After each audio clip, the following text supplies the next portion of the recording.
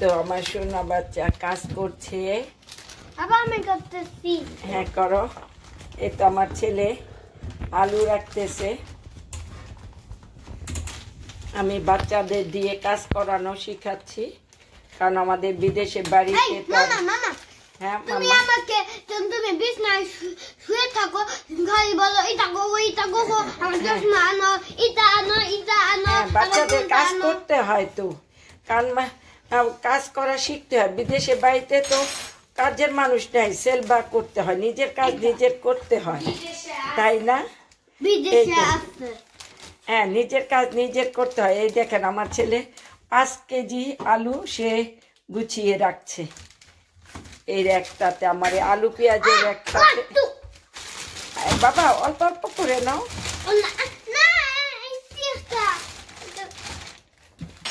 এই তো আমার লক্ষ্মী সোনা।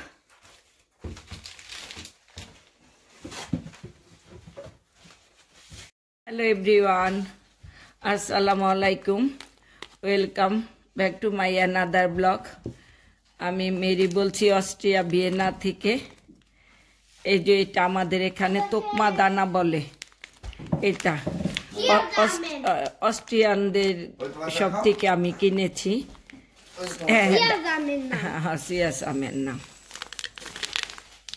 তবে খায় না। এই যে এটা পানিতে এখন এটা 5 মিনিট গুলিয়ে রাখলে আমার চাটা ঠান্ডা হয়ে যাচ্ছে। আমার ছেলেটা দুষ্টুমি করছে। বাবা আমার তো যে সাইনাসের প্রবলেম, এই জন্য আমি এই যে আদা চা নিয়েছি।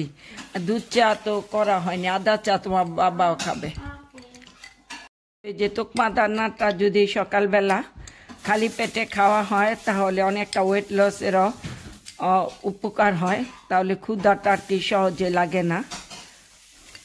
যে এটা এখন আমি খেয়ে নিব। এখন আমাদের এখানে সকালবেলা 9টা বাজে। আজকে রবিবার, বাচ্চারা সব বাসায়। এই তো ছুটির দিনে সবাই নাস্তা করতেছে সকালবেলা।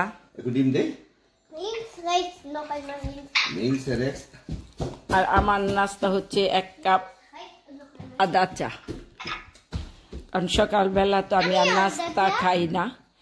আমার বাচ্চারা আজকে চা দিয়ে খাচ্ছে। আমার ছোট ছেলেটা আদা চা খাচ্ছে, আর বড় ছেলে বলতেছে দুধ চা দিয়ে পরোটা খাবে।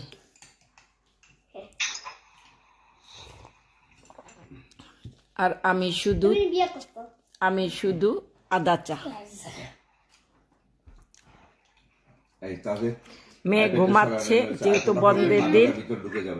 যেহেতু বন্ধের দিন তাই মেয়ে ঘুমাচ্ছে।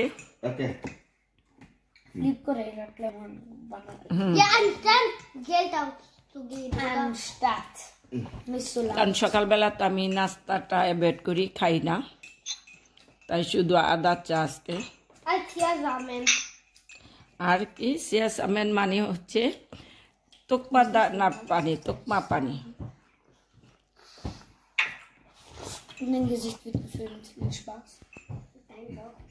এই তো দুপুরে রান্না চড়িয়ে দিয়েছি।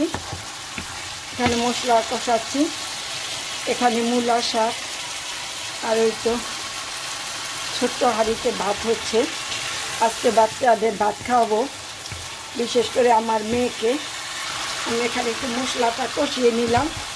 মূলা দিয়ে সব পুঁটি মাছ একটু রান্না করব বাংলাদেশের স্টাইলে, আমার আম্মা রান্না করতো। একটু মূলাটা এখন একটু ঢেকে দিব কষানোর জন্য মশলা দিয়ে। চিংড়ি দিয়ে মূলা শাক ভাজি করলে খুব টেস্ট লাগে। আমার গুঁড়া চিংড়িটা পরশু দিনই শেষ হয়ে গেছে। খুবই টেস্টি একটা শাক, মূলা শাক গুঁড়া চিংড়ি দিয়ে। আমি শাকটা বাগার দিয়ে নিলাম। রান্নার মাঝখানে আমাদের চলছে জাম্বুরা ভর্তা। এই তো অনেক মজার জাম্বুরা, আমরা ওই দিন খেয়ে এত লোভ পেয়ে গেছে না। আমাদের এলাকার এক ভাবি খাবার পাঠিয়েছে, এখন কোন ভাবি পাঠিয়েছে বুঝতে পারতেছি না। দেখলাম এখানে 1 প্যাকেট মিষ্টি, কোনো ফোন টোন দেয়নি, কারণ আমাদের এলাকায় অনেকগুলা আমরা বাঙালি থাকি। এটা কি, এটা বিরিয়ানি, এটাও মনে হয় বিরিয়ানি, কারণ আমরা 5 জন, তাই 5 প্যাকেট বিরিয়ানি সাথে একটা ডিম যে ভাবি পাঠিয়েছেন। অ্যান্ড বিশেষ করে মনে হচ্ছে যে রতন ভাবিকে অনেক অনেক ধন্যবাদ। যদিও ফোন দেয়নি, আমি এখন একটু রান্না করতেছি, রান্না শেষ হলে পরে আমি হয়তো বা ফোন দিব যে রতন ভাবি কিনা শিওর হওয়ার জন্য। এই যে 1 প্যাকেট মিষ্টিও সুন্দর, এই মিষ্টিগুলো খেতে অনেক টেস্ট, ইটালিয়ান মিষ্টি। একটু আমি কচু শাক ইলিশ মাছের মাথা দিয়ে রান্না করতেছি। আশা করি এটা সবাই পারে, তাই আর রেসিপিটা দেখালাম না। এই কচু শাকটা আগে কেটে, বাবা আস্তে কথা বলো, মাম্মা ভিডিও করি। এই কচু শাকটা আস্তটা কেটে টুকরা টুকরা করে আমি সিদ্ধ করে নিয়েছি। এই কচু শাকে একটু রসুনটা বেশি হয়। এখন আমার বাসায় আজকে খাবার চলে আসলো, আমার রান্নাটাই নষ্ট হবে, আমার ভাতটা। এই তো মাছের তরকারিটা শর্টকুটিটা হয়ে যাচ্ছে। এই কচু শাকটা একেবারে শুকায় ফেলতে হবে। আশা করি সবাই জানেন যে কচু শাকটা এটা তো ভাত দিয়ে খেতে অনেক টেস্ট। শাকটা হয়ে আসছে। কচু শাকটা নামানোর আগে অল্প একটু চিনি দিতে হয়, তাহলে খেতে আরও টেস্ট লাগে। এখানে কালো জিরাও দিয়েছে, কালো জিরাটা দেখা যাচ্ছে না। আর এদিকে আমার শর্টকুটি মাছটা হয়ে গেছে। এখন আমার আরেকটা সবজি রান্না বাকি আছে। ওই সবজি রান্নার রেসিপিটাই আপনাদের সাথে আমি শেয়ার করব।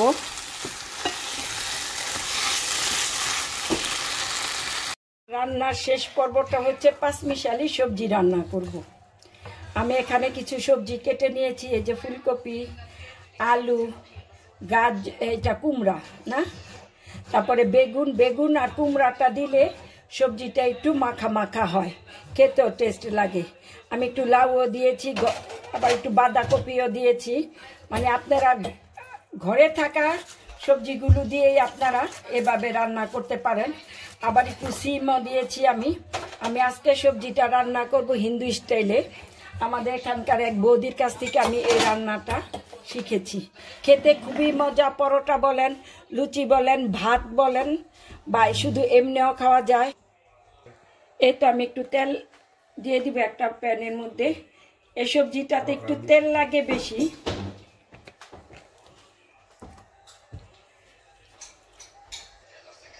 তেলটা আমার গরম হয়ে গিয়েছে। এখানে আমি 5 ফোড়ন দিয়ে দিব। কোনো পেঁয়াজ রসুন এগুলো কিচ্ছু যাবে না। আপনারা সবজির পরিমাণ অনুযায়ী 5 ফোড়নটা দিবেন। আমার সবজি একটু বেশি করে নিয়েছি, কারণ আমরা প্রচুর পরিমাণে সবজি খাই। 2টা তেজপাতা দিলাম, একটু শুকনা মরিচ দিয়ে দিলাম।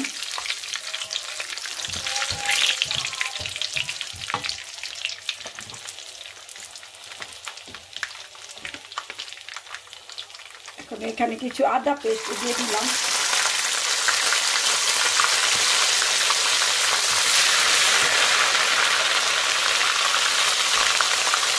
হলুদ গুঁড়া দিয়ে দিলাম।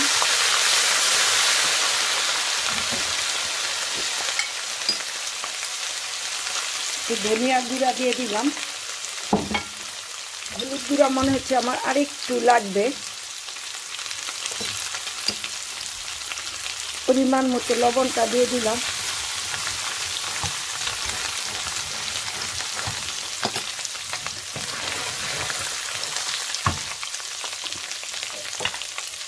এখন আমি সবজিগুলো দিয়ে দিচ্ছি। বিসমিল্লাহির রহমানির রহিম।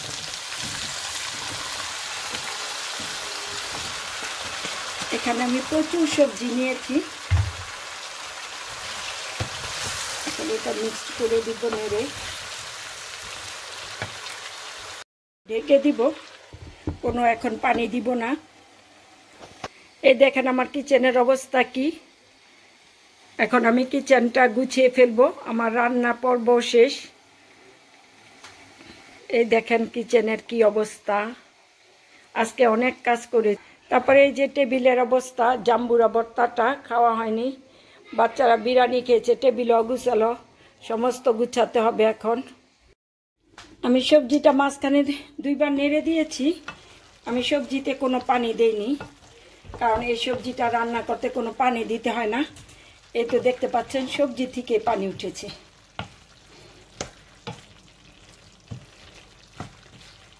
আপনারা যদি বেশি গলা গলা খেতে চান, বেশি নরম সবজি খেতে চাইলে তখন একটু পানি দিতে হয়। আর যদি একটু মানে গলা ছাড়া, মানে একটু আস্তে আস্তে সবজিগুলো থাকবে, ওই রকম খেতে চাইলে আর পানি দিতে হবে না। আজকে প্রচুর কাজ করতেছি, তাই খুব টায়ার্ড লাগতেছে, হয়রান লাগতেছে, কণ্ঠস্বরটাও সেই রকমই মনে হচ্ছে। প্রচুর কাজ করতেছি, আমার আর 3 থেকে 4 মিনিট লাগবে এটা হতে। আমি একটু অল্প পরিমাণে চিনি দিয়ে দিলাম, কারণ চিনিটা দিলে সবজির টেস্টটা খুবই বেড়ে যায়। নামানোর আগে একটু হালকা চিনি দিয়ে দিবেন। তারপর একটু ঘিও দিয়ে দিচ্ছি। চিনি আর ঘি সবজির টেস্টটা অনেক গুণ বাড়িয়ে দেয়, তাই আমি অলওয়েজ মানে ঘিটা চিনিটা দিয়ে দিই।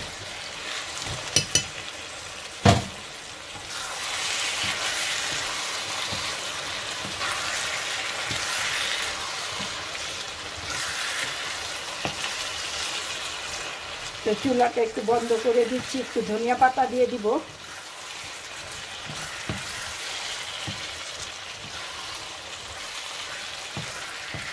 এই সবজিটা হিন্দুরা অনেক খায়, লুচি, পরোটা।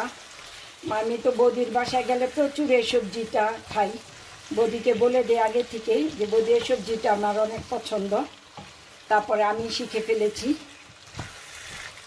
রসুন পেঁয়াজ ছাড়া কিভাবে করা যায়। একটু ধনিয়া পাতা দিয়ে দিলাম, হয়ে গেল আমার সবজি রান্নাটা। আপনারা আশা করি বাসায় ট্রাই করবেন, কারণ খেতে খুবই টেস্ট। আপনারা বাসায় ট্রাই করে খেয়ে দেখবেন, তখন বলবেন যে আসলে সত্যিকার অর্থে খুবই টেস্ট। আমার কিচেনও ক্লিন হয়ে গিয়েছে। এই তো এখন আমি একটু শাওয়ার নিব, তারপর নামাজে চলে যাব। আমার কিচেনও আমি ক্লিন করে ফেলেছি, এখন চুলাটা ক্লিন করব, তাহলে এটা আজকের মতো আমার কাজ শেষ। আজকের মতো না, সরি, দুপুরের মতো, কারণ যেহেতু 3টা বাচ্চা বাসায়, তখন একটু পরপরই কাজ করতে হয়। এখন বেসিনটা ক্লিন করব আর চুলাটা ক্লিন করব। এই তো আমার রান্না। কচু শাকটা খেতে খুবই টেস্টি, খুবই ইয়ামি। আমি কোনো রেসিপি দেখাইনি। আর এই তো মাছ, আর হচ্ছে কি যেন মূলা শাক। তাহলে আজকে এখানে শেষ করছি। আমার ভিডিওটা যদি ভালো লেগে থাকে তাহলে একটা লাইক এবং একটা সাবস্ক্রাইব করতে আপনারা ভুলবেন না। আর আমার যদি কোনো ভুলভ্রান্তি হয়ে থাকে, যেহেতু আমি নতুন, সেটা আপনারা ক্ষমা সুন্দর দৃষ্টিতে দেখবেন।